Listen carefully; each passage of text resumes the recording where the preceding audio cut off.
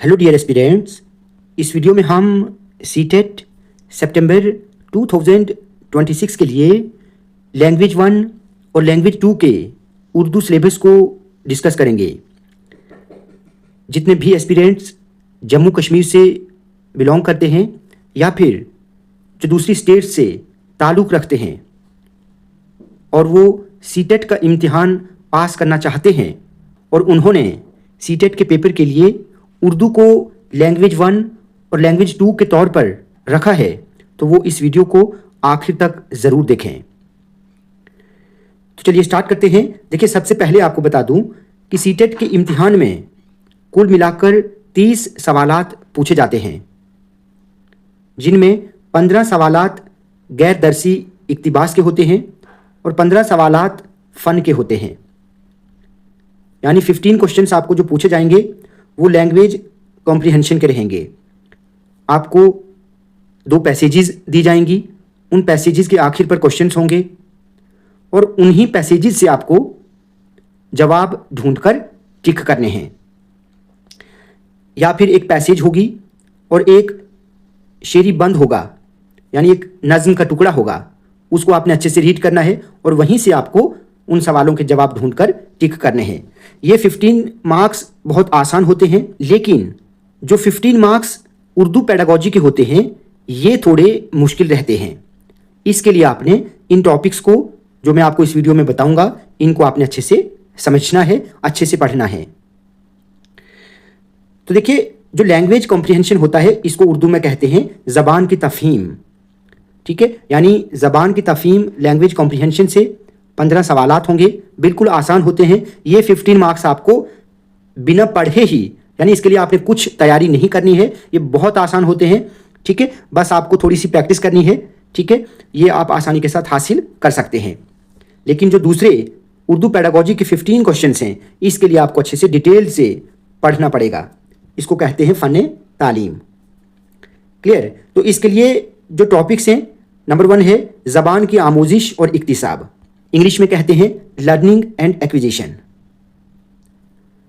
इस टॉपिक पर मैं ऑलरेडी एक वीडियो अपलोड कर चुका हूं, आप उस वीडियो को ज़रूर देखें। उस वीडियो का लिंक इस वीडियो के डिस्क्रिप्शन में दे दूंगा, आप उसको ज़रूर देखें। साथ ही मैंने कुछ इंपॉर्टेंट क्वेश्चंस और प्रीवियस ईयर क्वेश्चंस को भी समझाया है, डिस्कस किया है, आप उन वीडियोज़ को भी देख लेना। नंबर 2 है ज़बान की तदरीस के उसूल, यानी एक टीचर के लिए जब वो लैंग्वेज को पढ़ाता है उसके कुछ प्रिंसिपल्स होते हैं, कुछ उसूल होते हैं। तो ये दूसरा टॉपिक है, क्या उसूल होते हैं, कैसे पढ़ाना चाहिए। ठीक है, तो इसको भी आप अच्छे से तैयार करेंगे। नंबर 3 है सुनने और बोलने का किरदार, ज़बान के काम और बच्चे बतौर वसीला ज़बान को कैसे इस्तेमाल करते हैं, यानी जो स्टूडेंट्स होते हैं वो ज़बान को कैसे इस्तेमाल करते हैं, क्या वो सही सुनते हैं, क्या वो सही बोलते हैं। ठीक है, तो इस टॉपिक को भी आप अच्छे से पढ़ेंगे। अगला है ज़बान की आमोजिश में कवायद का किरदार, यानी role of grammar in learning language.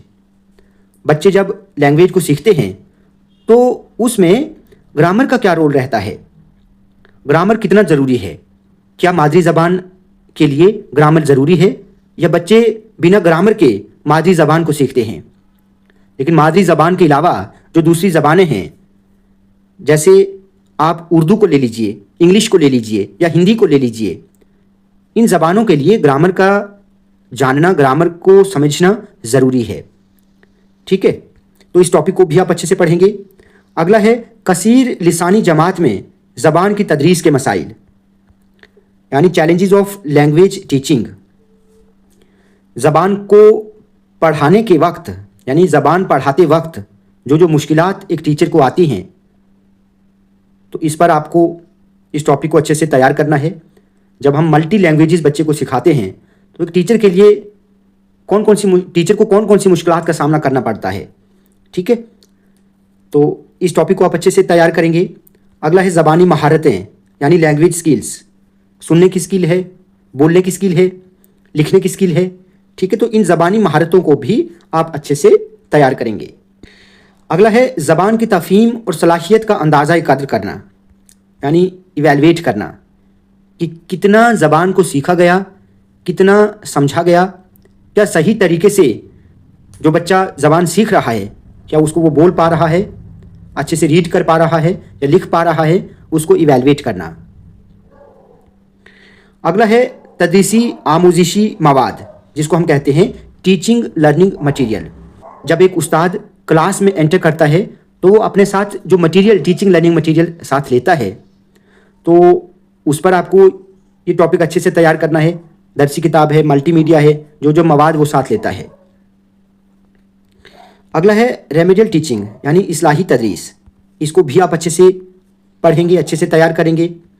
साथ ही कौमी दरसियात का खाका, नेशनल करिकुलम फ्रेमवर्क 2005, ठीक है, नेशनल करिकुलम फ्रेमवर्क 2005 जो है उसको आप अच्छे से तैयार करेंगे कि उसमें क्या बताया गया है।